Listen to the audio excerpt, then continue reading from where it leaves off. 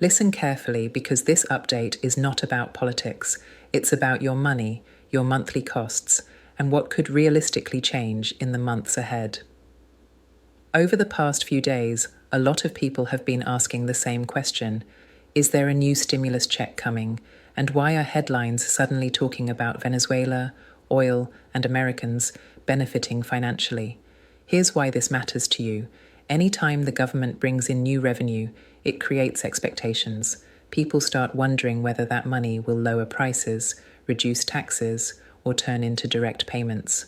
So let's slow this down and walk through exactly what happened and what it could actually mean for your wallet.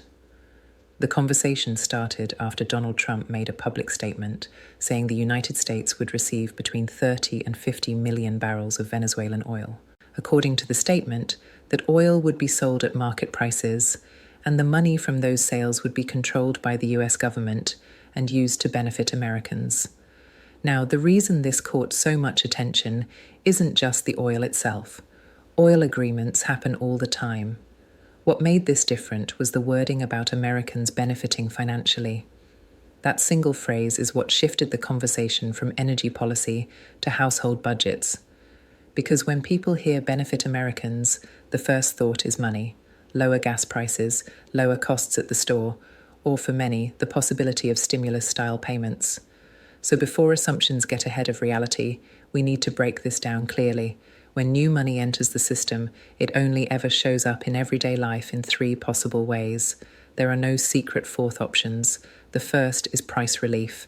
That means costs slowly come down. The second is tax relief. That means you keep more of your own money over time.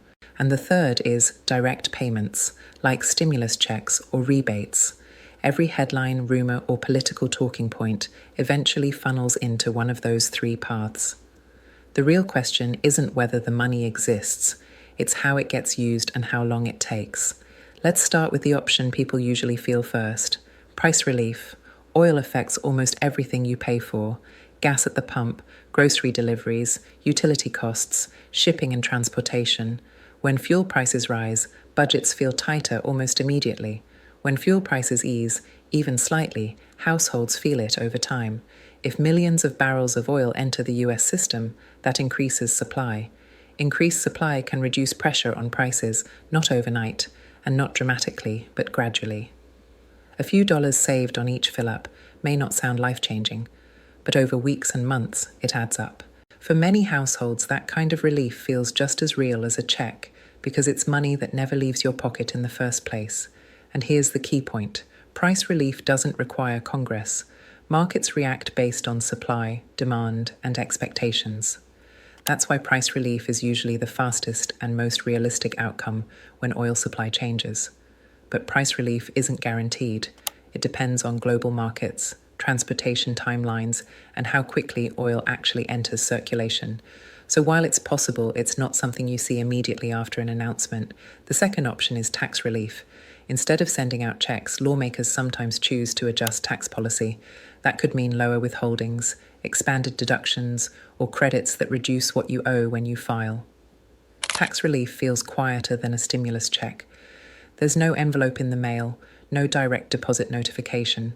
But over time, it can be just as meaningful. More take-home pay, less pressure during tax season, fewer surprises. The downside is timing. Tax changes require legislation. They take time to debate, pass, and implement. That means tax relief, if it happens at all, usually shows up months later, not immediately.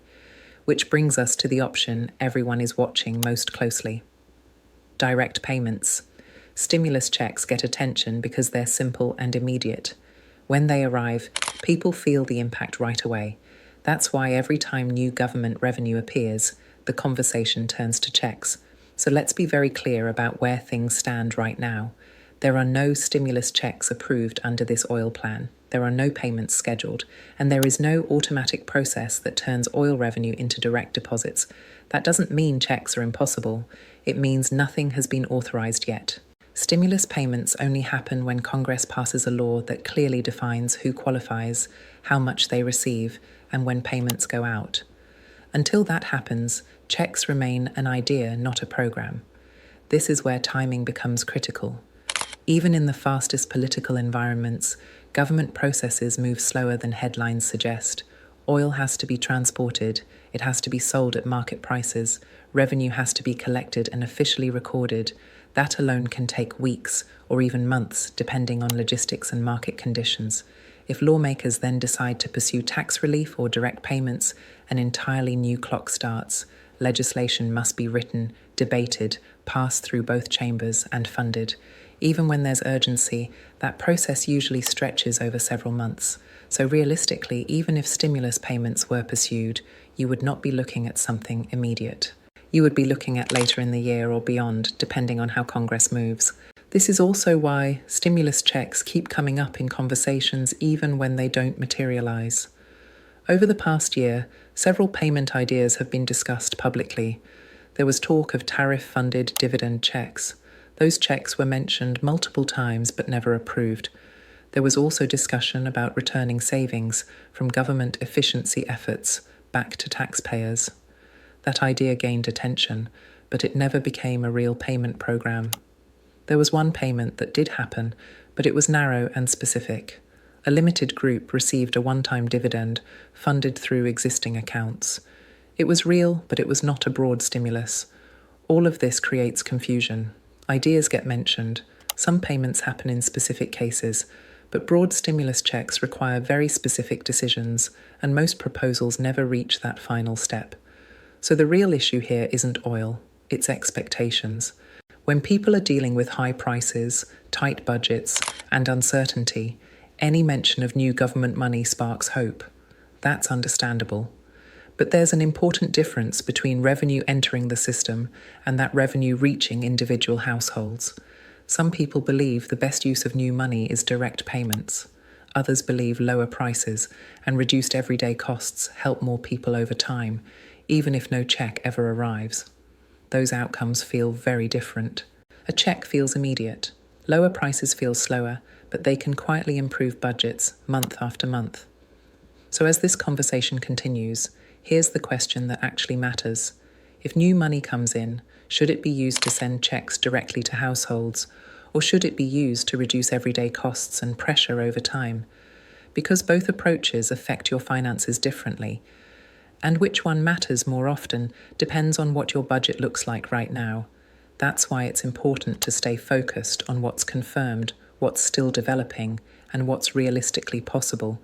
Not every announcement turns into a payment, but every policy decision eventually shows up somewhere in your monthly expenses. And that's where this story really lives.